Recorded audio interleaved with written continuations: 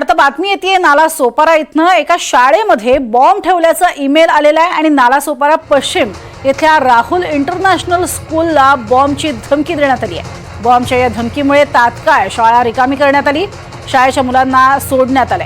तर घटनास्थळी आता नालासोपारा पोलीस दाखल झालेले आहेत। बॉम्ब शोधक पथकाकडनं शाळेची तपासणी देखील सुरू आहे।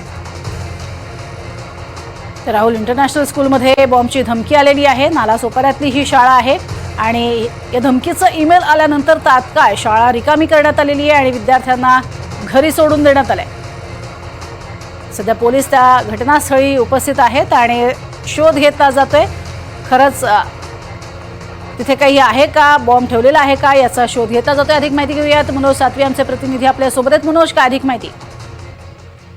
आज सकाळी शाळा भरल्यानंतर या शाळेच्या ईमेलवर एक अनिनावी ईमेल आला आणि त्या ईमेलमध्ये शाळेमध्ये बॉम्ब ठेवल्याची धमकी देण्यात आली।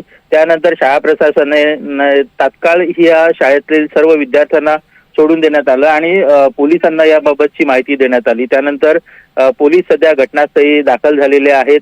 त्याचप्रमाणे बॉम्ब स्क्वॉड जे बॉम्ब शोधक आणि नाशक पथक आहे ते देखील घटनास्थळी दाखल झालेलं आहे आणि बॉम्ब स्क्वॉडच्या माध्यमातून या शाळेमध्ये कुठे बॉम्ब ठेवला आहे का याबाबतची जी तपासणी आहे ती सध्या सुरू आहे। अद्याप तरी असा कोणताही संशयास्पद वस्तू या ठिकाणी सापडलेली नाही। मात्र खबरदारीचा उपाय म्हणून या ठिकाणची जी विद्यार्थी आहेत त्यांना शाळा प्रशासनाने सोडून दिलेला आहे आणि पोलिसांच्या मदतीने बॉम्ब कुठे ठेवला आहे का याबाबतची सध्या तपासणी सुरू आहे। सध्या वातावरण शांत आहे, मात्र सुरुवातीला बॉम्ब असल्याची धमकी मिळाल्यानंतर जे शाळा प्रशासन आहे त्याच्यामध्ये भीतीचं वातावरण निर्माण झालं होतं। विद्यार्थ्यांमध्ये थोडीशी घबराहट निर्माण झाली होती, मात्र परिस्थिती नियंत्रणात आणून सर्व विद्यार्थ्यांना सुखरूप घरी सोडण्यात आल्याची माहिती शाळा प्रशासनाकडून देण्यात आलेली आहे।